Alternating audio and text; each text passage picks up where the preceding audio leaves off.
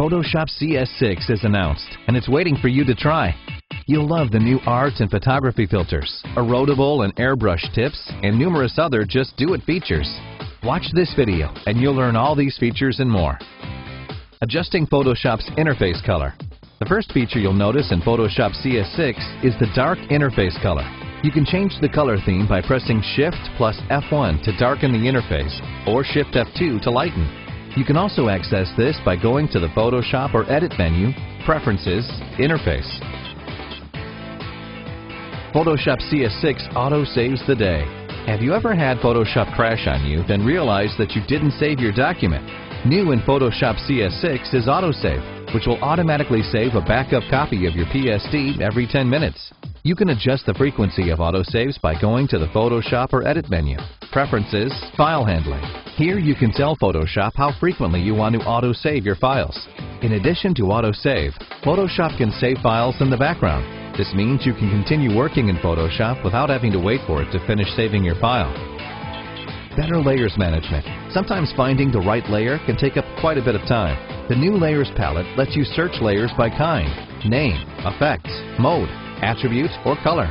For example, if you want to find the layer for this text with the drop shadow layer style, you can just set the filtering mode to Effects, then select Drop Shadow from the drop-down menu. To turn off layer filtering, just click the red switch on the top right corner.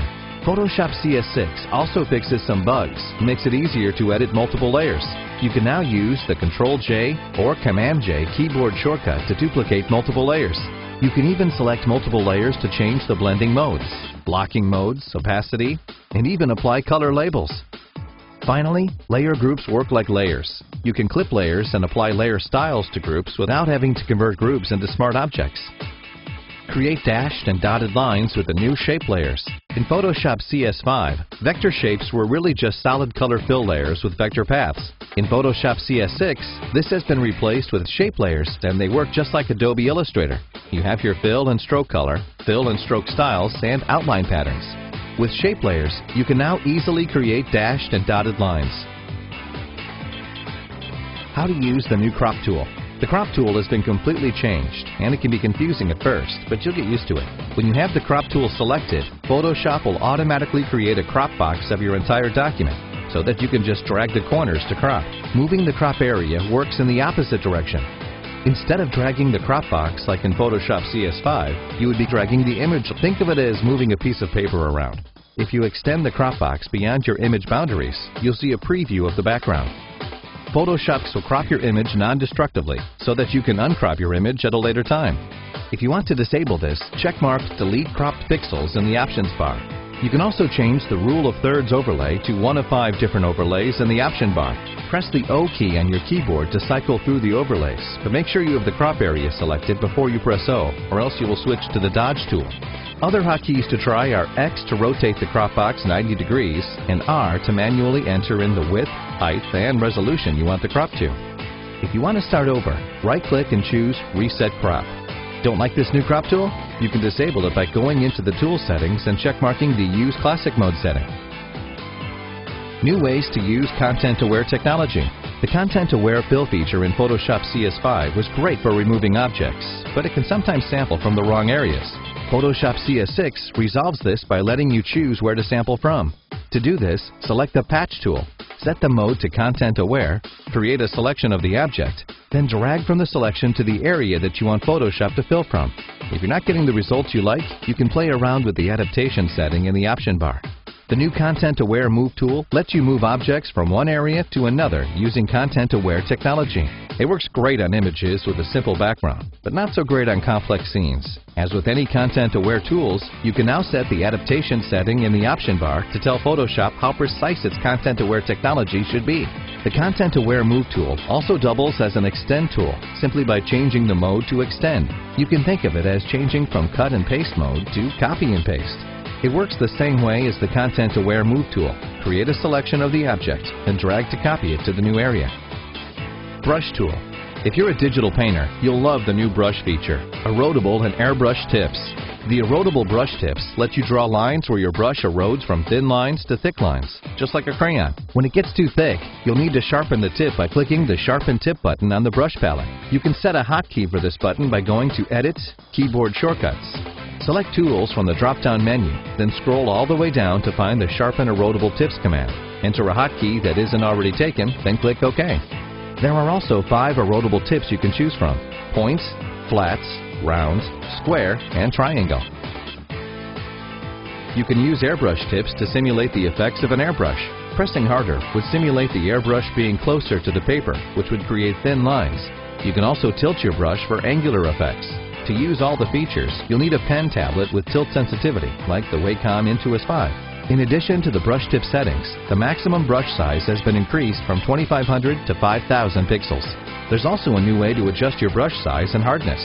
Hold Alt, then right-drag anywhere to bring up the live brush settings. Drag horizontally to adjust the brush size, then vertically to adjust the hardness. The new text tools.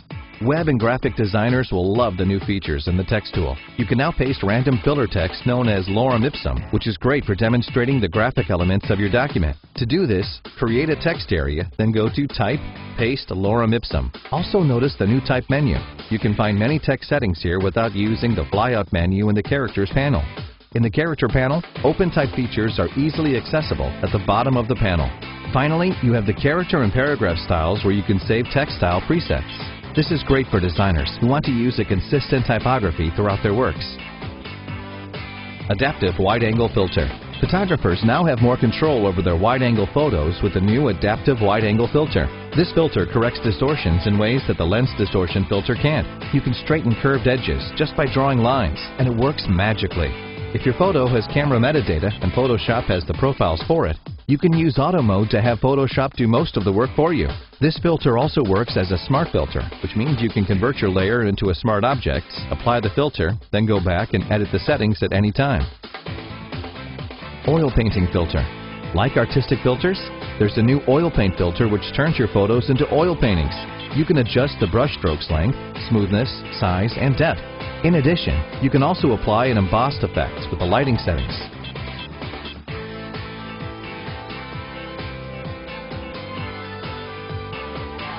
Selective Blurring. Selective blurring has been increasingly popular in the photography world, and Photoshop CS6 makes it even easier to do with these new blur tools. You can apply field blur, iris blur, or tilt shift. Unfortunately, these blur filters are not available as smart filters. Color Lookup Adjustment. There's a new adjustment in the Adjustments palettes, and one that everyone will like. The Color Lookup Adjustment looks technical, but when you click on the drop-down menus, you will find presets you can pick from. These are color profiles to simulate the color of films, monitors, and other devices. These profiles are great for video, but you can use them as photo effects for your still images. Photoshop CS6 comes with 32 profiles with the option to load more. Camera Raw 7. Photoshop CS6 uses the same Camera Raw found in Lightroom 4, and it gives better results and more room for recovery. The new process for adjusting images makes more sense. You start from the top and work your way down. Also, the tonal adjustments now start at 0, which means you can adjust the settings in both directions. Better video editing capabilities. More people are using their DSLR to record videos, and now you can edit those videos all inside Photoshop with a timeline panel. Photoshop CS6 doesn't replace video editing software like Adobe Premiere, but the video editing capabilities has been improved so much that you might not need to use other video editing software. Tracks are linked to layers, and you can apply layer styles and adjustments just like how you can with images. You can also apply simple video transitions to your clip. If you'll be editing videos in Photoshop, note that the videos won't be saved in your PSD. Instead, Photoshop will link to the videos, which means that if you're sending the PSD to someone else, you'll need to send the video files along with your PSD. 3D Objects. Working with 3D objects in CS6 is quite different. Firstly, the Repoussé tool has been replaced. We'll tell you more about this later. Additionally, the UI went through a major overhaul to resemble something more similar to other 3D software. There's a day and night difference in the 3D performance with the new Mercury graphics engine in CS6. You can make adjustments smoother than you can in CS5, and even preview shadows and reflections without rendering the scene. Unlike Photoshop CS5, where you can only edit one mesh at a time, CS6 will let you edit multiple meshes at a time. Undestructive 3D Type. Back in Photoshop CS5, if you wanted to make 3D text, you used the Repousse tool, which is pretty easy to use. The downside to Repousse is that it would rasterize your text. Example, if you made a spelling mistake, you couldn't fix it without undoing everything. In Photoshop CS6, the Repousse tool is replaced with the Properties panel, the same one you use to edit adjustment layers. The new way to convert 2D text into 3D text is to select the text layer, switch to the Text tool, then click on the 3D button in the Options bar. Photoshop will ask you if you want to switch to the 3D workspace. Just click Yes. Select the text object in the 3D palette, and all the Repousse settings can be found in the Properties panel. Made a typo? Just click on the Edit Source button in the Mesh tab to change your text. There are many new features in Photoshop CS6 to explore. The Liquify tool now uses the Mercury graphics engine so that you can liquefy photos with no lag, and the max brush size has been increased from 1500 pixels to 15,000 pixels. Remember the lighting effects filter in CS5 where you could get a tiny preview window? Photoshop CS6 threw that away and replaced it with a gigantic preview area that's accelerated with Photoshop's new Mercury graphics engine. The Fill tool has a new feature called Scripted Patterns. These are 5 presets that alter the way you fill patterns. You can fill patterns using brick fill, cross weave, random fill, spiral, or symmetry fill. Unfortunately, the usefulness of these scripted patterns are limited because there are no parameters you can set. If you use the auto adjustments in Photoshop, you might notice that the results are slightly different. This is because of the new algorithm called Enhanced Brightness and Contrast, which produces more stable color results.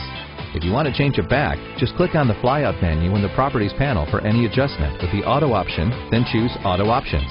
The default algorithm used in Photoshop CS5 is the Enhance Per Channel Contrast. Finally, the Color Range Selection tool has a new mode to make selecting skin tones easier. You can now select skin tones, and if your image has a face, Photoshop will let you enable the Detect Faces option, which uses face detection technology to more accurately find skin tones. Other improvements include the gradient fills, which let you adjust the scale to 1000%, up from 150%, Eyedropper tool, which lets you sample from the current layer and below, and Magic Wand tool, where you can adjust the sample size in the options bar. Thank you for watching this video. You can try Photoshop CS6 today by clicking on the download link in the video description.